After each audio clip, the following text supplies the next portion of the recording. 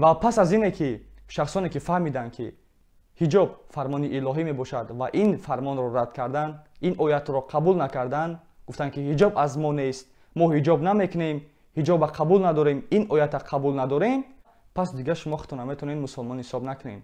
махсусан бонувон сари либосҳои бегонаро талқин мекунанд.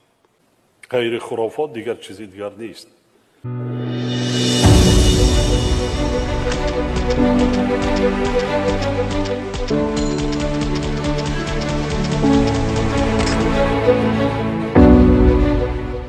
тақрибан чанд рӯз пеш чандин бародарони мусулмони мо аз ноҳияи Ванҷ дар ман шикоят карданд ки дар он ҷо рейд кардан аз сар кардиянд оиди мардоне ки риш доранд то 40 солаанд ва онҳоро қапида бурда дар прокуратураи ноҳияи Ванҷ маҷбурӣ ришашона мегиранд ва занҳое ки ҳиҷоб доштанд то 40 сола онҳоро ҳиҷобошона аз сарашон маҷбур карда мегирифтанд.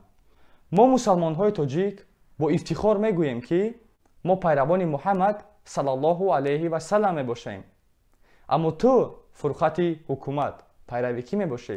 шумо имрӯз пайрави шахсе мебошем ки модарони моро пас задагиай, модарони моро гуфтагиай ки онҳо иҷоб мекунанд ва онҳо гумроҳ гашта мебошанд. олимони аҳли суннат ва алҷамоат имрӯз бо як гап мегӯянд ки Эмом Алӣ раҳмон душмани Аллоҳ ва расулаш мебошад. шумо имрӯз пайрави душмани Аллоҳ ва расулем. пас ду гурӯҳи калонай, мо мусулмонҳо ва шумо душманони сатру иҷоб, душманони Аллоҳ ва расулаш. ва биёин як зани дигарро чӣ хел ҳукумат тайёр кард ва чӣ гуфт, гапоша пешкаши шумо мекунам. сатр вақте ки толим кӯдаки мо сета ҳамитра дорем, амун ба бит бобита албат мо бадияем ишка сатр бастагӣ дошт, ин сатр бастан ин ай мардами арабай. мо шукрона мекунем ки ҳамин хел подшоҳи мамлакат Эмом Алӣ раҳмон дорем. оиди ҳиҷоб гуфтесай ки ҳиҷоб молмоли арабай, ҳиҷоб аз тоҷикон истай.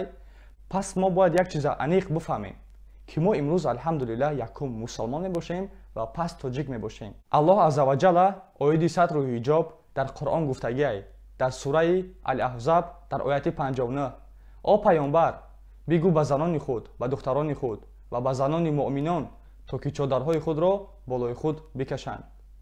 ва барои ҳамин бародарон ва хоҳарони азиз, вақте ки ин оят нозил шид, тамоми мусулмонҳо чодарҳои худро сари худ кашида буданд.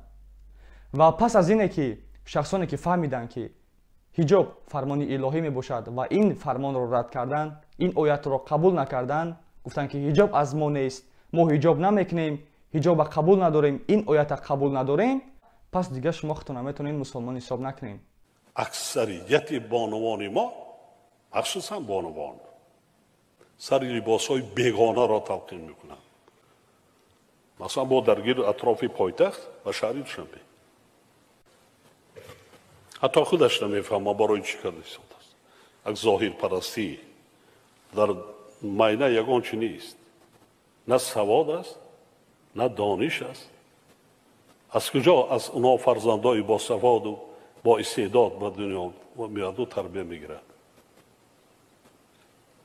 ғайри хурофот дигар чизи дигар нест.